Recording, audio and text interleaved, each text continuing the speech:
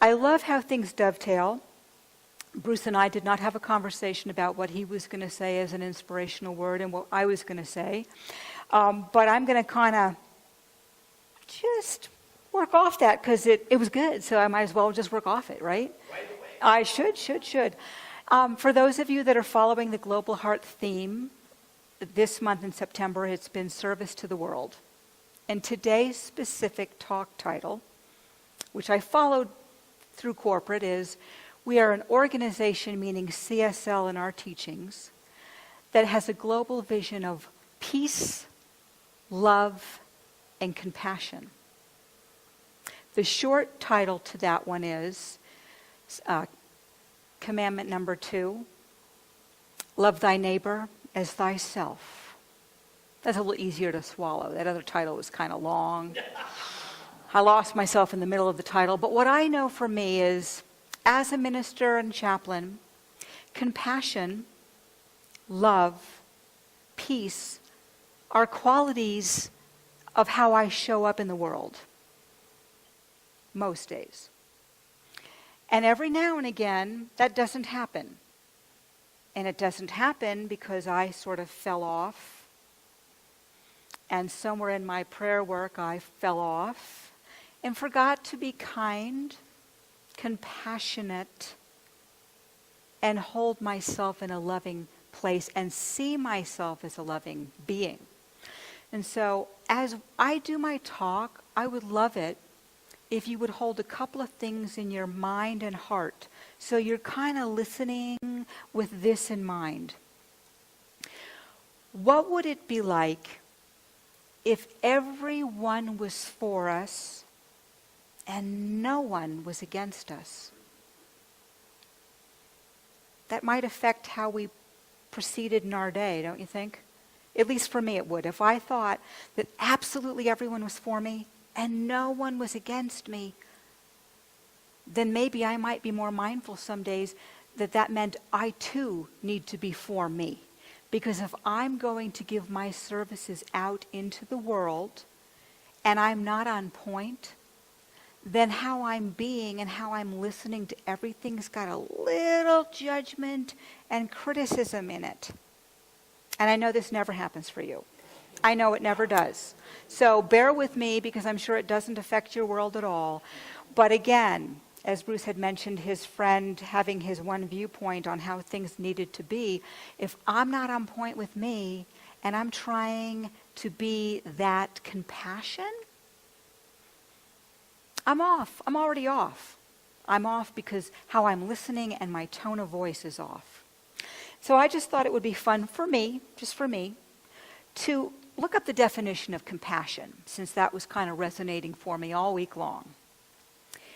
A feeling of wanting to help someone who is sick, hungry, troubled, to be sympathetic and conscious of others.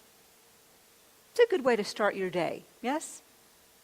And if you start your day that way, because most of us are givers. In fact, most of us are much better at giving than receiving. So we're out there giving, but then we forget to give to us, and then everything goes wonky. And so another thing I'd like you to listen with is miracles are everywhere I go. It's kind of like if you put that to the tune of Jingle Bells. Miracles are everywhere I go. And if I'm listening in my mind that miracles are happening everywhere I go, and everyone is for me, and no one's against me, then I can show up being far more loving and far more compassionate and kind and have a peaceful nature, because what have I got to lose? Nothing. I got everything to give out. So, quote from my beloved Ernest Holmes, "Life is a mirror and will reflect back to the thinker what he thinks into it." So again, just keeping that in my mind, I'm in a last unit of chaplaincy curriculum, and I'm required to do internships. And I've been finding my way on internships that called to me. There was quite a few that I've done that didn't call to me as far as my work. And I had a friend send me a link to a place called Girard House in Santa Fe. Now, I'm new to the state, so I'm still finding my way on things. But this is an organization that deals with grief and loss for children ages 3 to 21. And I know there's an organization in Albuquerque, and I'm still researching that. But this was offered up to me. First, I thought, I don't want to deal with kids. I don't do well with kids. They don't do well with me, because I'm just not as silly as they are, and I'm working on it. But I do well with teens and young adults. So I thought, okay, and I applied for this, and I had an orientation to make sure that I was a fit for their organization, because I'm giving of my gifts and talents, but at the same time I need to be in alignment. And so last weekend, I was there all weekend. It's a 2-weekend process. In the first weekend, it's all about those of us that volunteer going inward, looking at our own grief, our own loss, our own trauma triggers. Because if we're not tuned into our own, we're not listening, we're not compassionate, and we're not understanding what these kids are going through. And I got to tell you, probably many of you can relate to this. I was raised in a generation much like everyone here, that grief applied to people our age. Unless somebody died, grief wasn't attached to young people. Or at least that wasn't in my reference point. So when I heard grief and children, okay, what do they have to be grieving about? And I had an opportunity to learn or be reminded that our culture and the way we were raised, there's time limits on grief. Did you know that? Yeah, there's time limits on grief. Aren't you told when you're in the middle of something painful, buck up and get over it? All right? I'm grieving. Oh, don't be ridiculous. That happened 20 years ago. Move on. And so we don't even let ourselves feel anything that's considered traumatic or a loss, because we're raised to buck up. But if we give in just a little, and then we decide, okay, I'll give myself a little of this. We have time limits. A couple of hours, maybe a day. A week is really pushing it.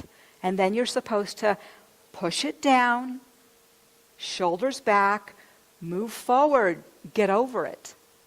So we don't even honor what's painful within us.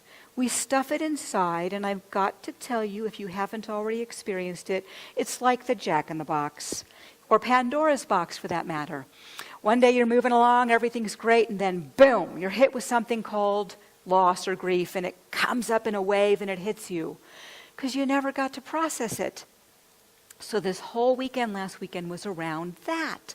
And I had stuff going on, and I'm thinking, where is this coming from? Didn't I already do this stuff?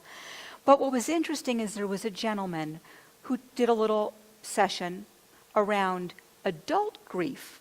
And he prefaced it with, grief is the same no matter what your age is. You just approach the languaging a little differently. And at the very end he said, I am in the need of 2 people that might be called to working with adults.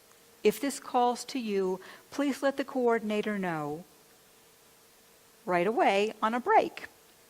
Now again, I've only been there a few hours. Nobody knows me at all. I trot over to the woman and I sit down and I say, I want to be considered for the adult group. She said, that's fantastic. Great. Thank you. And I said, I am also, and I did mark on my paperwork, very called to the young adults and teens. So wherever you need to slot me, these are my interests. And she smiles at me kind of impishly and says, I totally am glad you're doing the adults, but I also really see you with the teens. So some part of her saw some part of me. We connected. That was great. I must have been in a totally aligned place that day. Now, Tuesday, I have class, and it's a long online class, and I had a presentation of a case study. Now, sometimes I dread those because we get feedback. And the feedback is to help us do better. But sometimes the feedback doesn't feel good. And I always ask for it anyway so I can grow and do better. And I wrote a case that was very complicated. And I actually said, it's not my straightforward case, so I want to be able to know, did I present it well? Were there different ways to go about it? So I was excited and tentative at the same time. And I'm going last before the end of class. I read the case study, and of all the pages of the case study, I have feedback in one paragraph. And how I was with it was I was attacked. I was pinned up against the wall and verbally attacked. And I'm squelching down the tears. Again, over the weekend, people are seeing different parts of me. It's all great and grand. Here I am in my class, attacked. And I'm thinking, don't fall apart. Don't fall apart. And of course, that didn't work at all. And I fell apart, and I'm trying to listen through the tears and choking on the tears. And one gentleman says something to me, and this may never happen to you, where someone attacks you and you feel that you have nowhere to go and you lash out verbally. Never happens to you, right? Well, it is not becoming of a chaplain to lash out, let alone to your colleagues. And I said something that probably wasn't bad, but my tone wasn't nice. And as soon as another person started to give me feedback, he prefaced it this way.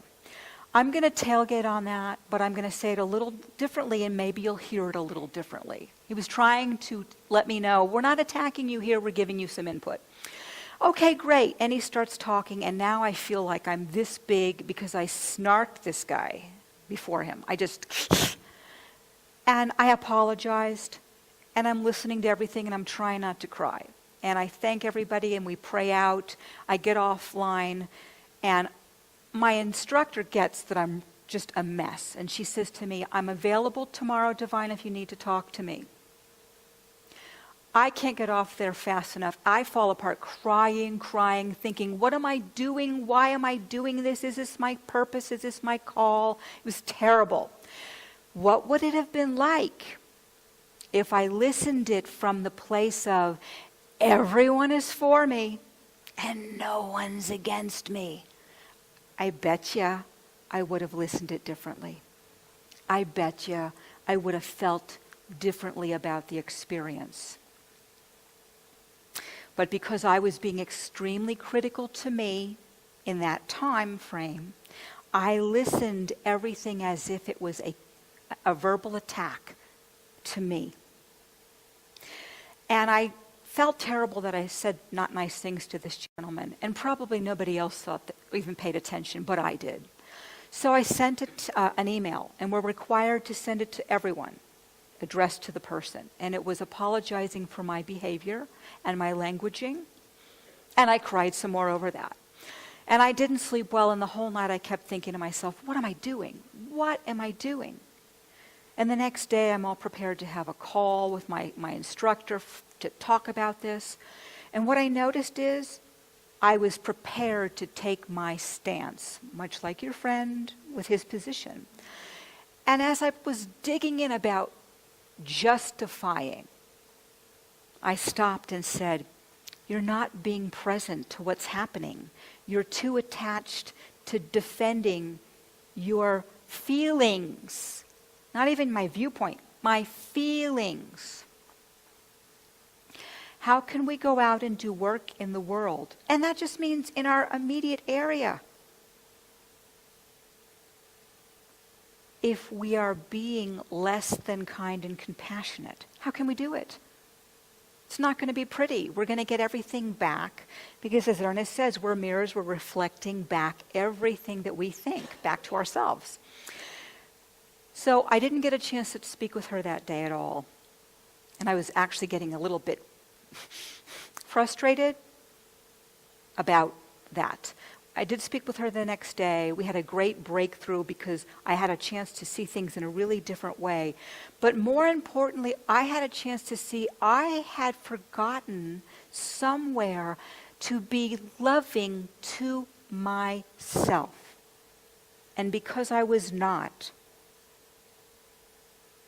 I was being critical, I was being judgmental to me, which means everything I listened and heard was with the same tone. And as soon as I stopped that and moved off of it, I realized the difference between the experience on the weekend where they saw, oh, you'd be great for this, and Tuesday was how I was being with myself. That's all it really was perspective. How was I being with me? So I want to read you something that called to me. Release the negative energy you're holding onto from the past and make room for positive energy available in this very moment. Positive energy is expansive, and you have the power to create divinely inspired energy that impacts not only you, but everything and everyone. So I had to move some energy that I was holding in my heart in a negative way about myself out of the way to allow miracles happen everywhere I go, all day. And if we can go through the day believing that miracles really do happen every day, then we're raising our own vibrational energy up to allow unexpected good, to allow, as Bruce had mentioned, his perspective of a sense of, oh my gosh, to, oh my gosh. You know, oh my gosh, am I going to do well? Is it going to work? Is it going to measure up? Am I going to have enough money? Am I going to have enough stuff to? Of course I am. I'm attracting it. I'm allowing it. I'm saying yes to it. So this, to me, links together with how we do service in the world. Whether we're volunteering, whether we're greeting somebody on our daily tasks in the grocery store, in the library, on the bus, wherever, if we're being a presence of love, because that's how we're being with ourselves, then we are demonstrating to them compassion. And you just don't know. Sometimes someone's having a bad day, and your little, small, kind smile, kind gesture, kind word is going to shift their day. I walked in this morning, gave Bruce a hug. Actually, he gave me a hug. And I said, oh, can I have another? It was allowing, can I have another? It was allowing to just say, this is connecting and feeling happy and feeling joyful in a brief moment of sharing. And so right now we have a culture that's going on that's not really being that. It's really not. If you listen to any news for 2 seconds anywhere, you are hearing something that it's easy to go down the rabbit hole with. And I don't want us to go there. I don't want us to be, unconscious of anything happening in the world. But at the same time that we're hearing that, can we also remember, wait, but what if everyone was for me and no one was against me? Would I be less fearful? Would I be willing to always withhold pieces of me for fear of rejection? No. For me, I can't say for you, I'd be full on, out there, wanting to give people hugs, wanting to be that emissary of compassion. And I'm knowing that if I were to be that way with one person and it had a ripple effect, it would really almost cancel out all that terrible negativity we keep hearing. So I'd like you to just listen with an open heart and big ears to this quote from our beloved Ernest Holmes. One of the first things to do is to love everybody. If you've not done so, begin to do so at once. Not in 5 minutes, but at once. There is always more good than bad in people. And seeing the good tends to bring it forth, bring more good to us. Love is the grandest healing and drawing power of earth. It is the very reason for our being. I'm going to read it one more time, just a part of it. One of the first things you must do is love everybody. And if you're not doing that, start it right now. Do it right now. Because when you see that there's far more good than bad in a person,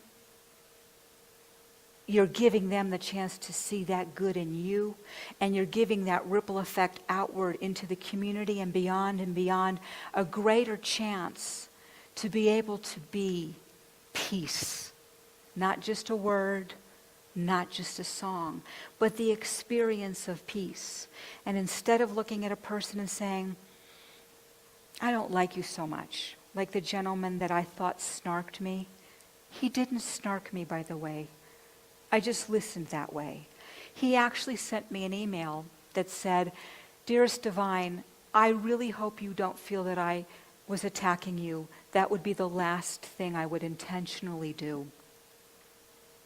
And so we get a chance sometimes to realize when we listen things with our own agenda, and our agenda is not from love,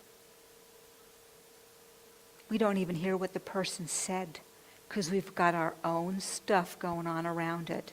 Or we look at a person that happens to be having a very bad moment. Maybe they're grieving and they're stuffing it down and they have a funny face. And we smile and say, hello, good morning. And they're kind of like this. And we make up a whole bunch of stuff about what that's about.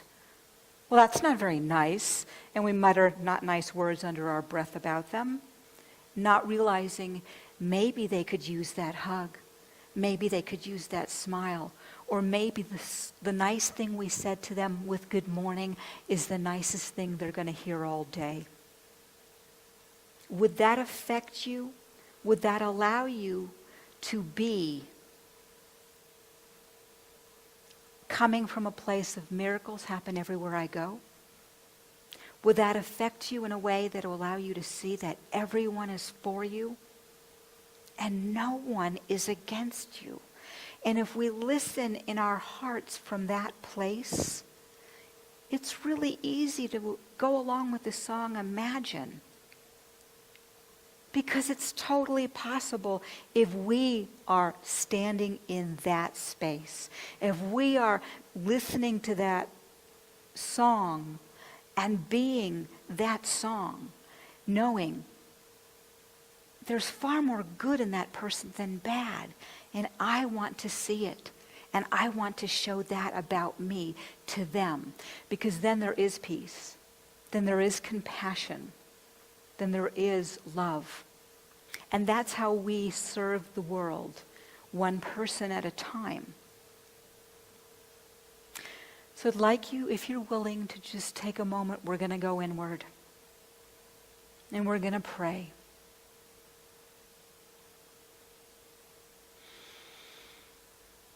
Divine Spirit, Infinite One, seen and unseen, known by so many names. Great Creator, that one that is the beloved presence that is in and through all of us, that it connects us to one another, to remind us we are never separate, we are never alone, and we are never walking a path we are not able to walk with full support. That we be open to knowing it's okay for us to be right where we are and to not squelch down our emotions, to not squelch down and numb down our fear, our hurt, our angst, but to make room by letting it out, to let more of the good and the joy and the possibilities radiate and beam in through us so that our hearts are overflowing with love and the capacity to give it out and to let others give it back to us. that we be miracles in everything we do and in everything we are and how we show up. And that we have a time to choose moment to moment to be more kind with ourselves, to be compassionate, less judgmental and critical of ourselves, so that that radiant light that we are shines bright enough to touch another when they need that light. That we be opened enough and receptive enough so that when we need that back, we feel that from another. And that we know that it really and truly everyone is for us. And there is nothing that we need to be against. Nothing that we need to be against, except perhaps criticism of ourselves. So we raise up and praise ourselves and love thy neighbor as it is ourself. And see everyone in that lens, that focal point. And know that we are compassion. That is our nature. That is our birthright. That is how and who we came here to be. Beloveds, shining. And that we have a time to re-choose moment to moment. So when we are not being that, when we are being something less than that, we listen to that bigger voice within us. Or we listen to someone giving us love in return. And we shift our experience so that we are ambassadors of compassion and love. And that we go through our day being the love and the light. And any part of this that sounds crazy in our minds, that's the small part of us, and we push it aside so that the bigger part of us listens with openness and possibilities. Any part of us that is skeptical, any part of us that's saying, I doubt that this is the truth, and it certainly isn't for me. We put that aside too, knowing that's just an old way of being. It's not our truth today. And we give ourselves opportunity to be thankful and grateful for every miracle that's around us every day. We give great thanks for remembering who we are. We are the divine, infinite one's beloved children. Let us behave in that manner. Let us love ourselves and others in that manner. And as we embrace the bounty of the kingdom that is bestowed upon us, let us give great thanks for this and so much more that we have available to us. And as I know we've spoken these words collectively and individually, and we're holding them in consciousness, that as I release them to the ethers, as I release them to the action of law that says yes, and its only purpose is to say yes, we know that it is true. And as we get out of our way to let great Creator do the work, and do the work through us, for us, as us, all is well. All is well. I release my word. I just release it knowing that it does truly come back to me tenfold with so much more joy and grace. And if any of this resonates with you, please help me anchor it by saying, and so it is. Thank you.